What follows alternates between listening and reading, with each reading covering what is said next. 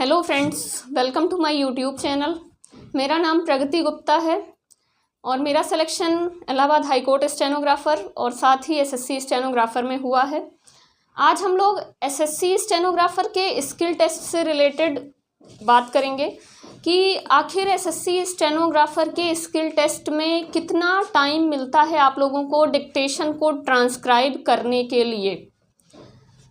अब अगर हम लोग बात करें एसएससी स्टेनोग्राफ़र के स्किल टेस्ट में, तो स्किल टेस्ट में आप लोगों का जो 10 मिनट का डिक्टेशन दिया जाता है, उससे पहले उससे ठीक पहले आप लोगों को एक मिनट के 2 ट्रायल पैसेज बोले जाते हैं। यानी कि वो 1 मिनट का डिक्टेशन बोला जाता है 80 वर्ड पर मिनट की स्पीड से और सी वालों को 100 वर्ड पर मिनट की स्पीड से। वो सिर्फ 1 मिनट का ट्रायल पैसेज होता है, वो बोला जाता है आप लोगों को। उसके बाद 1 मिनट का ब्रेक दिया जाता है और फिर दूसरा ट्रायल पैसेज 1 मिनट का बोला जाता है। ये 2 ट्रायल पैसेज आप लोगों को बोले जाते हैं एसएससी स्टेनो के स्किल टेस्ट में। ट्रायल पैसेज बोलने का पर्पस सिर्फ इतना है कि आप लोग वॉइस से रूबरू हो जाएं कि वॉइस क्लियर आ रही है या नहीं, आपको वॉल्यूम कम है या ज़्यादा है या सही है, आपको क्लियर सुनाई दे रहा है या नहीं। इन सब चीज़ों के लिए आपको ट्रायल पैसेज बोला जाता है।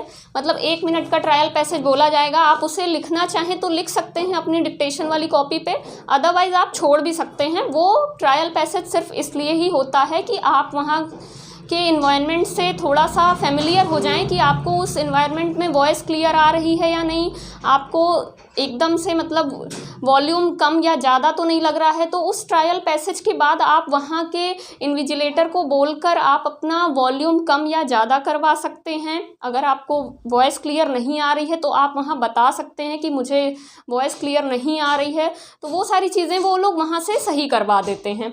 बस इसी के लिए वो 1 मिनट का ट्रायल पैसेज बोला जाता है।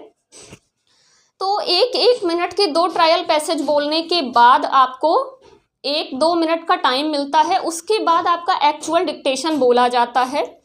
एक्चुअल डिक्टेशन आपका 10 मिनट का होता है।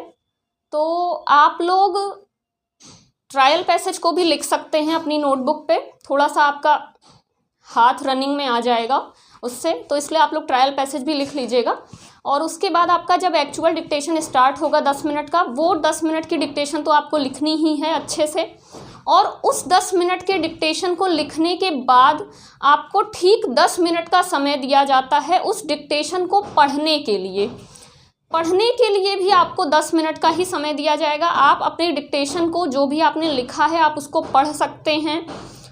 अगर आपको कोई शब्द नहीं समझ में आ रहा है तो आप उसको थोड़ा बहुत पेंसिल से लिख भी सकते हैं नोटबुक पे। उसके बाद आपका ट्रांसक्राइब करने का टाइम स्टार्ट होता है। यानी कि जो डिक्टेशन आपने लिखा है उसको आपको कन्वर्ट करके टाइप करने का टाइम स्टार्ट हो जाता है। वो टाइम आप लोगों का, अगर हम बात करें हिंदी स्टेनोग्राफर्स की, तो हिंदी स्टेनोग्राफर्स के लिए ग्रेड सी के जो कैंडिडेट्स हैं उनको 55 मिनट का समय दिया जाता है। 55 मिनट्स का समय दिया जाता है डिक्टेशन को ट्रांसक्राइब करने के लिए। वहीं अगर हम ग्रेड डी के कैंडिडेट्स की बात करें तो ग्रेड डी वाले कैंडिडेट्स को टोटल 65 मिनट्स का टाइम दिया जाता है। उनकी 800 शब्दों की डिक्टेशन रहती है, उसको ट्रांसक्राइब करने के लिए उनको 65 मिनट का समय मिलता है। और यही टाइम है आप लोगों का। और 55 मिनट और 65 मिनट, यानी ग्रेड सी वालों के लिए 55 मिनट का टोटल टाइम है और ग्रेड डी के कैंडिडेट्स के लिए 65 मिनट्स का टाइम दिया जाता है टोटल। ये मैं हिंदी स्टेनोग्राफर्स की बात कर रही हूँ, यहाँ इंग्लिश स्टेनोग्राफर्स की मैं बात बिल्कुल नहीं कर रही हूँ।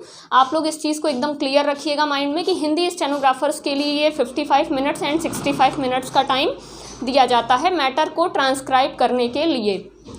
इसके साथ ही आप लोगों को स्किल टेस्ट से रिलेटेड कोई भी क्वेरी हो तो आप मुझे कमेंट सेक्शन में बता सकते हैं।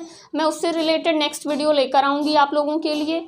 और अब इसी के साथ मिलेंगे हम लोग नेक्स्ट वीडियो में। तब तक के लिए टेक केयर, बाय बाय।